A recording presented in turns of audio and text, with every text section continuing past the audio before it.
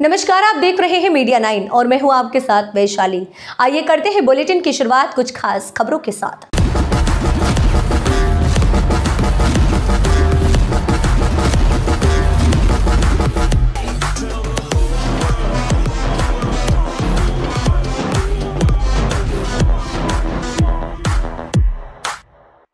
छत्रपति संभाजीनगर में उद्धव जी ठाकरे के नेतृत्व में दौरे का आयोजन किया गया।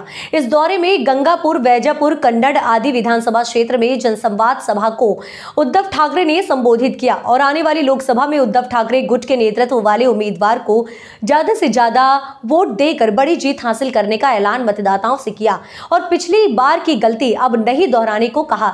इस दौरे में उद्धव ठाकरे के साथ में शिवसेना के प्रमुख नेता संजय राउत, विधानसभा के विरोधी पक्ष ने अंबादास दानवे, माजी खासदार चंद्रकांत खैरे, गंगापुर से कृष्णा पाटिल, डोड़ गावकर, कन्नड़ के विधायक उदय सिंह राजपूत, शिवसेना के अन्य पदाधिकारी शामिल थे। मीडिया 9 न्यूज से संवाददाता संतोष पवार, छत्रपति संभाजीनगर। डोणगावकर जी, तुमचं खरंच मी अभिनंदन करतो, कारण कोणत्या कठीण परिस्थितीतून तुम्ही कारखाना सुरू केला, पण बरोबर मुहूर्ताला सुरू केलात। आज त्या कारखान्यातल्या पहिल्या साखरेच्या पोत्याचं पूजन आपल्या सगळ्यांच्या साक्षीने केलं आणि मुहूर्त एवढा चांगला आहे की या कारखान्यातून निर्माण होणारी साखर ही आपल्याला लोकसभा आणि विधानसभेच्या विजयाच्या वेळेला वाटावी लागणार आहे। म्हणून आपल्याला ह्या खोकेवाल्यांच्या साखरेची गरज नाही।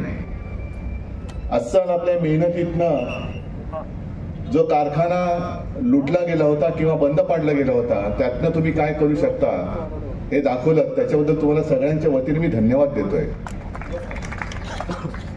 संजय आता म्हणाले की येता येता आमच्या कानावर बातमी आली, तुमच्याही कानावर बातमी आली असेल, अशोकराव गेले म्हणजे भाजप सोबत गेले। अरे नीट सांगावं लागतं, नाही तर तुमचा पटकन गैरसमज व्हायचा। आता मी बघतोय की जसं तो निवडणूक आहे म्हणून तिकडे जो काही बसलेला आहे लबाड, त्यांनी शिवसेना चोराच्या हातात दिली, राष्ट्रवादी चोराच्या हातात दिली, आता काँग्रेस सुद्धा अशोकरावच्या हातात देतात की काय बघूया आपण, कारण काही करू शकतात। विशेष म्हणजे रोज जे काही दंड थोपटतायत, बेडकुळ्या तर येतच नाहीये, त्या बेडकुळ्या सुद्धा भाड्याने घ्याव्या लागतात। दंड फुगवतायत पण बेडकुळ्या सुद्धा भाड्याचे आहेत। संसदेमध्ये सुद्धा आपल्या माननीय पंतप्रधानांनी भाषण केलं, अबकी बार एवढे पार, अबकी बार तेवढे पार, एवढे असतील पार तर मी फोडाफोडी काय करताय? म्हणजे तुमच्यामध्ये आत्मविश्वास नाहीये, तुम्ही 400 पार काही 40 पार पण नाही होणार। म्हणून मग तिकडे नितीश कुमारला घेतायत, इकडे अशोक चव्हाणाला घेतायत, अजितदादाला घेतायत, मिंदेला घेतलं,